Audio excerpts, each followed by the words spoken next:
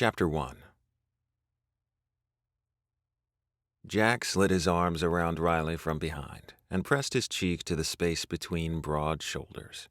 He couldn't stop himself from moving his hands under the soft t-shirt material and caressing the warm skin. Touching Riley was an addiction. "You all done?" he asked. Riley turned in Jack's hold, the laundry in his hands crushing between them. "It's like these tiny t-shirts multiply," Riley groused. "I turn my back for 1 minute and suddenly there's another 10 of the damn things." Jack smiled up at his husband, at the narrowing of his beautiful hazel eyes and the stubborn set of his mouth. Then he released his hold of his waist and instead cradled his face. "It was your idea to sort out the twins' old clothes," he reminded Riley. "I wanted to box it away." "We can do it together at the weekend." "I want to do it today." "It's a Tuesday." Jack interrupted Riley's reasons why. "I thought you said you had that report to read from Tom." Riley huffed a little. "I can't concentrate." "So, you're sorting clothes?"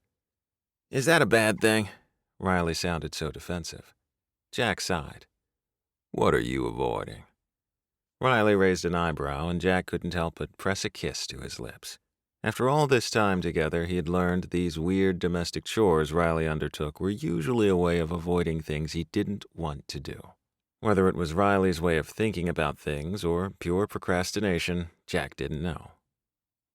"I have a shareholder meeting the first week of February," Riley finally said.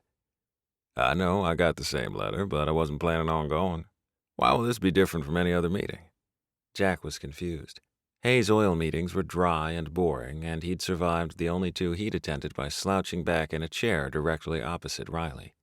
He would eat as many of the complimentary mints as he could manage and gently disrupt the meeting by rustling the wrappers. They never failed to make Riley smile. Mostly, Jack conned Josh into going, or gave Riley his proxy.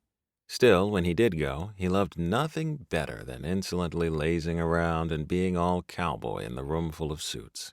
Inevitably, this led to hot sex with Riley, who couldn't keep his eyes off Jack throughout the entire meeting.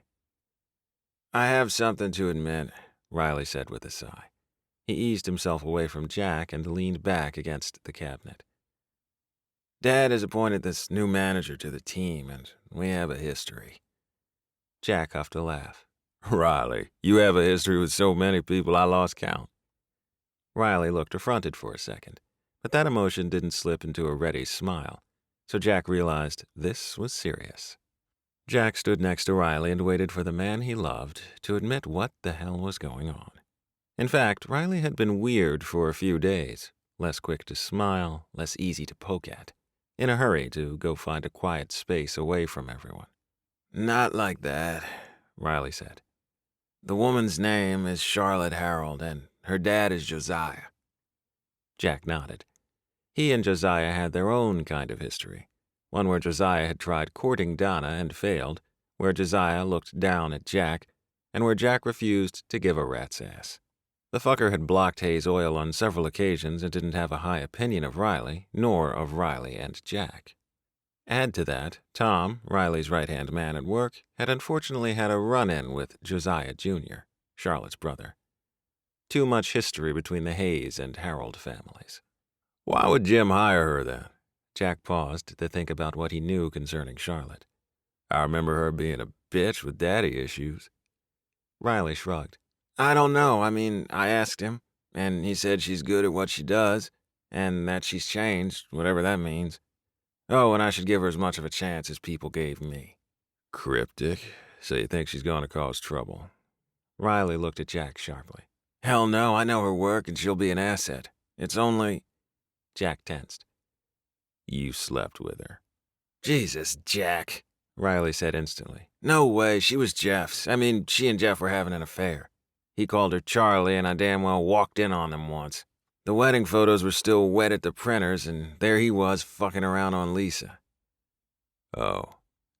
"Yeah, oh. And we're going to be in the same room as her. All I can remember is that Jeff was balls deep in Charlie, and he had his hands—" Riley demonstrated with his hands in front of him in a ring. "Around her neck."